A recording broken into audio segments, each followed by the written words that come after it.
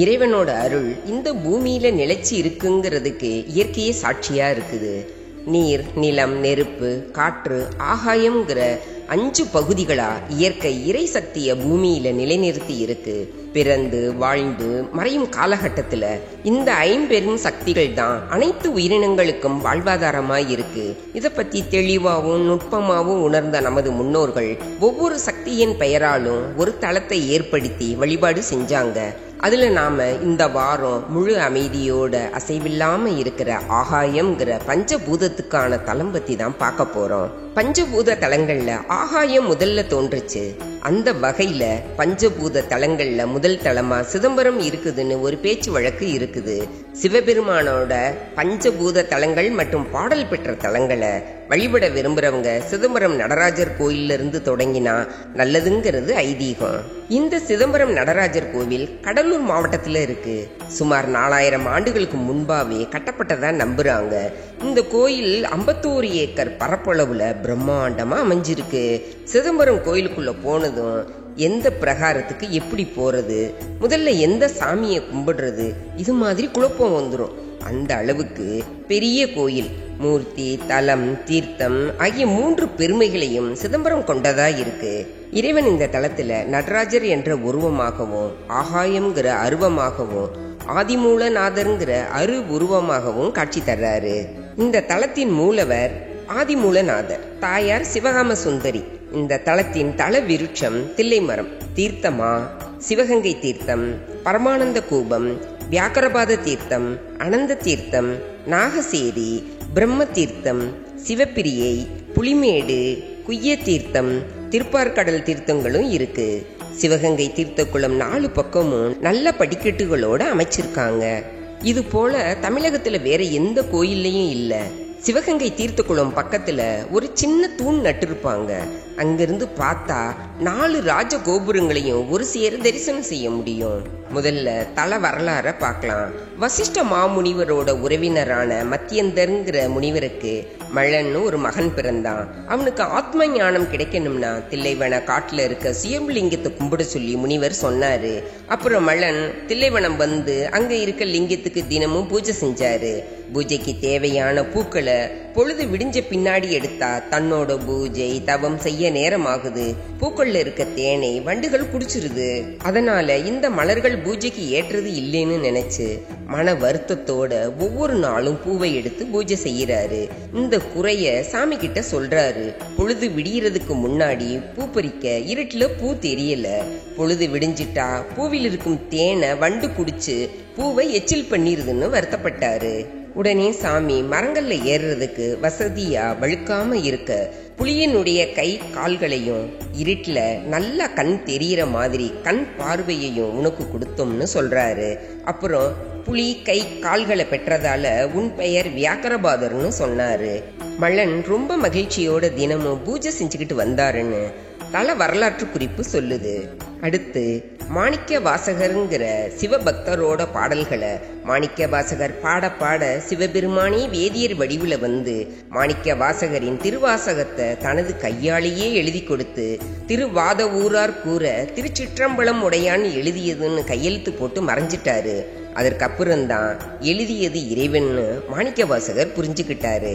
மாணிக்க வாசகரின் வரிகள் சிவபெருமானோட இதயத்தை தொட்டதாலோ என்னவோ நம்ம அத்தனை நெஞ்சங்களையும் அன்பிற்கு உருக செய்யுது. சைவ திருத்தலங்கள்ல முதல் தலம் தில்லை நடராஜர் தலம் தான்.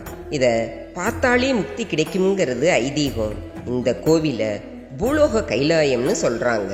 முன்காலத்துல இந்த தலம் பாண்டியர்கள், சோழர், பல்லவர், விஜயநகர அரசுகளால புனரமைக்கப்பட்டு வந்ததோடு மட்டுமல்லாம இந்த அரசுகள் இந்த தலத்துக்கு மானியங்களும் கொடுத்திருக்காங்க. சிதம்பரம் கோவில் திருமூலர், பதஞ்சலி, வியாக்கரபாதர் ஆகிய முனிவர்களால வணங்கப்பட்டிருக்கு. 275 பாடல் பெற்ற சிவ தலங்கள்ல முதல் முக்கிய இடம் வகிக்கும் தலம் இதுதான். திருவாசக தலங்கள்ல ஒன்னாகவும் திருவிசைப்பா திருப்பல்லாண்டு திருத்தலங்கள்ல ஒன்னாவும் விளங்குது. திருமூலர் தனது திருமந்திரம்ங்கிற நூல்ல இந்த கோயிலை புகழ்ந்து நிறைய பாடல்கள் எழுதியிருக்காரு.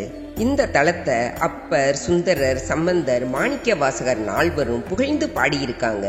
தேவார பாடல் பெற்ற தலங்கள்ல சோழ நாடு காவிரி வடகரை தலங்கள்ல ஒன்னா விளங்குது.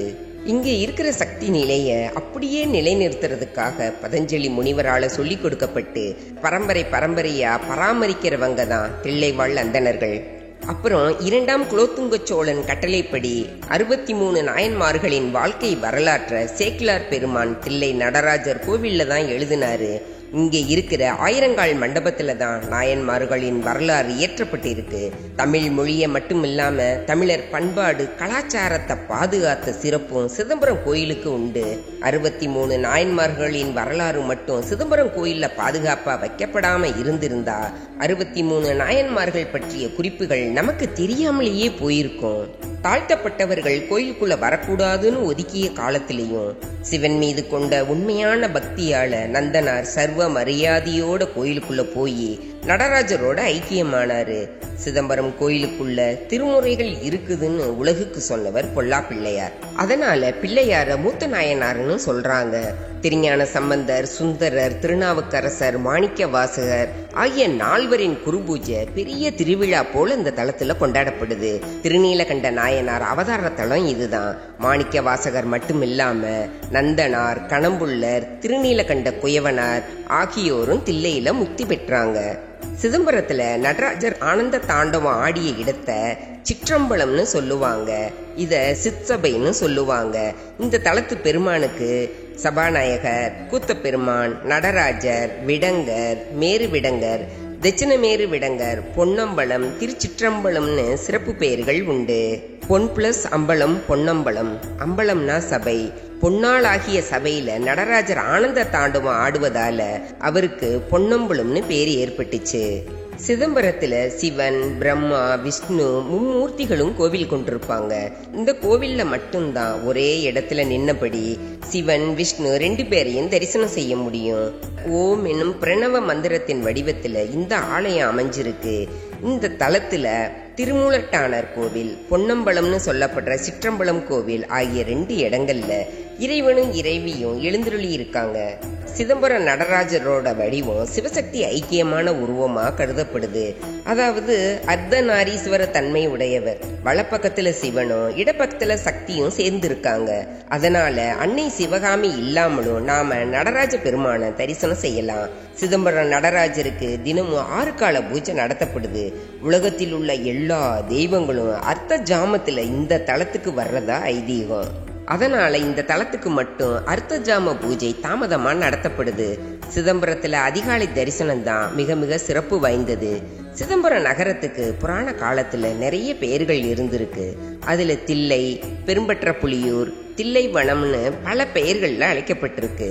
தில்லை மரம் நிறைந்த வனமா இருந்ததால தில்லைன்னு பெயர் வந்ததாகவும் சொல்றாங்க. இந்த ஊர் திருச்சிற்றம்பலம்னு அழைக்கப்பட்டிருக்கு. திருச்சிற்றம்பலம்ங்கிறது மருவி சிதம்பரம்னு ஆகியிருக்கு. இந்திய கோயில்கள்லேயே தங்க கூரை வேயப்பட்ட முதல் கோயில் சிதம்பரம் தில்லை நடராஜர் கோயில்னு நம்பப்படுது. சோழர் ஆட்சி காலத்துல 1ஆம் பராந்தக மன்னன் இந்த அரும் பெரும் காரியத்தை செஞ்சு முடிச்சாரு. அவரோட முயற்சியால தில்லை நடராஜர் கோவிலுக்கு தங்க கூரை கிடைச்சது. மனித உடலின் அமைப்புல நடராஜர் சன்னதி அமைஞ்சிருக்கு. அதை பார்க்கலாம். மனிதரின் உடம்பும் கோவிலுங்கிறத விளக்கும் வகையில சிதம்பரம் நடராஜர் கோயில் அமைஞ்சிருக்கு. மனித உடலானது அன்னமயம், பிராணமயம், மனோமயம், விஞ்ஞானமயம், ஆனந்தமயம்னு 5 சுற்றுகளை கொண்டது. அதுபோல கோவில்ல 5 பிரகாரங்கள் இருக்கு. மனித உடலின் இதய பகுதி உடலின் 2 பக்கங்களை இணைப்பது போல இதய பகுதியா சிதம்பரம் கோயில் இருக்கு. நடராஜ பெருமானுக்குரிய விமானம் கூட இதய வடிவத்துல தான் அமைஞ்சிருக்கு. உலகத்துல எத்தனையோ சிவன் கோயில்கள் இருக்குது. எல்லா கோவில்கள்லயும் சிவலிங்கமே கோயிலின் மூலவரா இருக்கும். ஆனா சிதம்பரம் கோவில் மட்டும் விதிவிலக்கு. சிவபெருமான் மனித உருவத்துல நடனமாடிய காட்சியில் இருக்க உலகின் ஒரே கோவில் இதுதான். நடன கலைகளோட தந்தையான சிவபெருமான் நடனமாடும் தோற்றம் நடராஜர்னு அழைக்கப்படுது. பொதுவாகவே பரதநாட்டியம் ஆடுறவங்க தில்லை நடராஜரை வணங்கின பின்னாடி தான் ஆடுவாங்க. அவரே இந்த கலையின் கடவுளா போற்றப்படுறாரு. இவரோட நடன அசைவுகள்ல இருந்துதான் பரதநாட்டியம்ங்கிற கலை பிறந்ததா நம்பப்படுது. இந்த கோயிலோட சிற்பங்கள் எல்லாமே பரதக்கலையின் முத்திரைகளை வச்சிருக்கிற மாதிரியே இருக்கும்.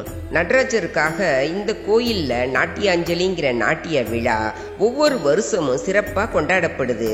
உலகின் பல்வேறு இடங்கள்ல நாட்டியம் பயிலும் கலைஞர்கள் தங்களுடைய நாட்டியத்தை இங்க அர்ப்பணிக்கிறாங்க. அவங்க இங்க வந்து நாட்டியார்ப்பணம் செய்யறத மிகப்பெரிய பாக்கியமாவே நினைக்கிறாங்க. அடுத்து சிதம்பர ரகசியத்தை பார்க்கலாம். நம்ம ஊர்ல ஒரு சொல் வழக்கு இருக்கு.